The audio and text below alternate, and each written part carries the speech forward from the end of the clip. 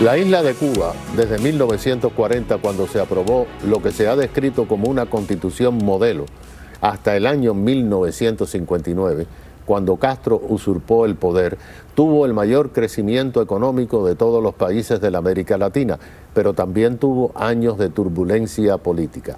Si no estudiamos la historia, no podemos planear el futuro. Y esto aplica a todos los países. Hoy tenemos a un joven intelectual que en su tesis de doctorado en la Universidad Internacional de la Florida fue escrita precisamente sobre un estudio de esos años y de la Constitución. Con nosotros tenemos a Daniel Pedreira, director del Instituto de la Memoria Histórica Cubana. Bienvenido, Daniel. ¿Por qué para tu tesis de doctorado tú escogiste específicamente ese periodo de la historia de Cuba?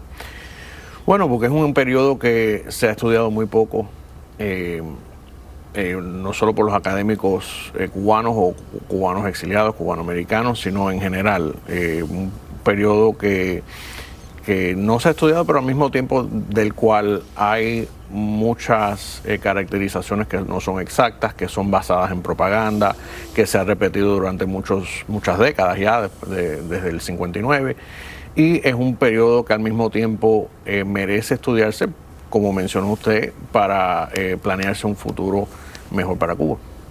La Constitución del 40 no es el tema central de tu tesis, pero también la estudiaste y la abordaste.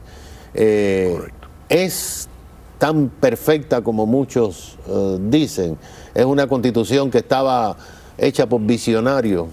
Bueno, en ese momento sí, no voy a decir que era perfecta, ningún texto hecho por seres humanos es perfecto.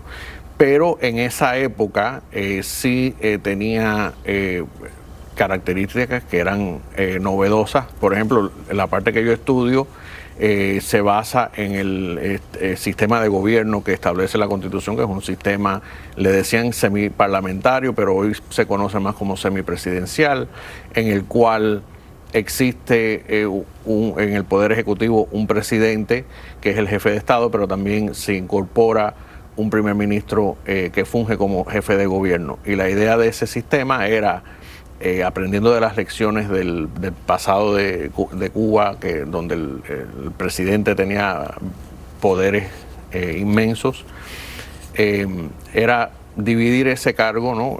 No solo, o sea, una figura como jefe de Estado más ceremonial y una figura que es el jefe del gobierno que en sí era el que se suponía que llevara las relaciones con el Congreso y con el mismo Ejecutivo. O sea que en ese lado esa división fue muy importante y muy novedosa. Incluso en la región solo han habido 2 casos después, o sea, antes de eso en Perú, que el sistema del Perú aún permanece, y en Haití también después se incorporó. Es un modelo que los países en Europa del Este, después de la caída del comunismo, han adoptado con el mismo propósito de debilitar el Ejecutivo que llegó a ser dictatorial en algunos casos, autoritario en otros, y tratar de modificar esas instituciones. En 1948, la delegación cubana en las Naciones Unidas fue la que impulsó la creación de la Carta Universal de los Derechos Humanos. Fue Cuba la que impulsó eso. Incluso los diplomáticos cubanos convencen a Eleanor Roosevelt para que le diga a su esposa que apoye eso que está. Y entonces, a partir de ese momento, todo fue cuesta abajo en Cuba. Sí, como mencioné, y muchos de esos puntos que se abordaron en las discusiones, en las deliberaciones para crear la Carta de Derechos Humanos, se discutieron en el 40 o en el 39, 40, en la Asamblea Constituyente para la Constitución, y está incluido en esa Constitución. Y fueron muchas de esas mismas ideas que después fueron implementadas a nivel internacional. Y también es importante reconocer el papel de Cuba en ese mismo año, 1948, en la creación de la Carta contra el Genocidio, que se firmó el día antes, el 9 de diciembre de 1948, y Cuba también jugó un papel, hoy que estamos hablando de genocidio otra vez con Rusia y Ucrania. O sea que Cuba jugó un papel muy importante en la creación de esos sistemas internacionales, siendo una isla más pequeña. Tú estudiaste la situación económica también de la nación, de la república, ¿no? Cuba tuvo un crecimiento increíble. Todo estaba bien, pero según Castro todo estaba mal. Sí, bueno, y siempre es la retórica que estos líderes usan para llegar al poder. Pero sí, todos los índices, no solo los índices nacionales de Cuba de la época, sino índices internacionales de las Naciones Unidas, demuestran un país en rápido crecimiento, un país competitivo incluso con países de la región, potencias más con Argentina, grandes como Argentina. O sea que era un país que si hubiera seguido el rumbo democrático, el rumbo constitucional, hubiera prosperado y hoy sería otra historia. ¿Y por qué se rompe ese ritmo democrático? Sí, bueno, las causas obvias que muchas personas conocen son el golpe de Estado del 52 y luego ya eso desencadenó una secuencia que aceleró la caída, pero yo lo que encontré... Perdóname, la narrativa que crearon la prensa cubana, porque aunque estaba Batista en el poder, la prensa cubana era contestataria, atacaba al sistema, y crearon la cosa de los 20.000 muertos cuando llegó a Fidel. Claro. ¿Eso es verdad? ¿Eso es? No, lo de los 20.000 muertos se ha aprobado con hechos y con... Que Batista mató a 20.000 personas. Que no mató a 20.000 personas, los 20.000 ni existieron, ni los han encontrado. O sea, se han dado cifras de personas que murieron en esa época, pero no nada ni remotamente cerca. Pero todo el mundo se lo creyó. Bueno, igual que muchas personas han creído todo lo que se ha dicho durante 63 años o más.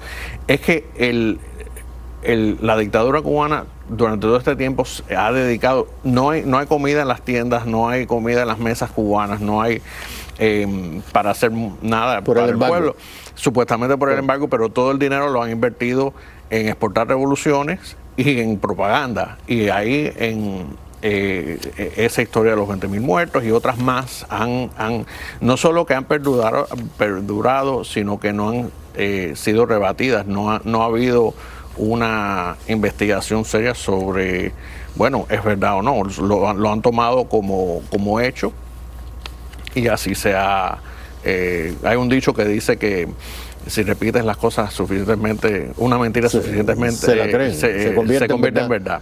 Y eso es lo que ha pasado.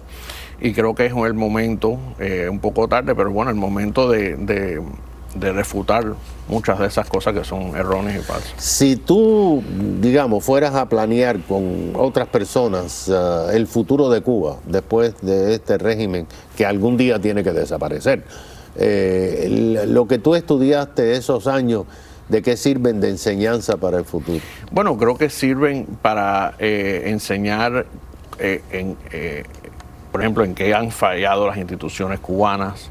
Creo que muchos de los fallos se atribuyen a la cultura política del país, a la tradición del caudillismo, a la tradición de la centralización del poder, que eso influye en todo lo que sucede después, la importancia que se le da a las personalidades en vez de a las ideas en el poder, en los partidos políticos. O sea, los partidos políticos muchos eran similares en reglamento y similares en ideología, pero la diferencia era quién estaba a la cabeza. Y creo que todo eso se debe reflexionar cuando se está pensando en una Cuba futura, para evitar de que una personalidad ya al extremo como Fidel Castro tome el poder como lo hizo en el 59. Bueno, vamos a ver un libro, vamos a ver una publicación ya cuando se apruebe la tesis. Sí, correcto, sí, ya esto saldrá en algún momento. Una lectura obligada. Daniel Pedreira, director del Instituto de la Memoria Histórica Cubana, hablándonos sobre su tesis de doctorado en FAI. Enseguida regresamos.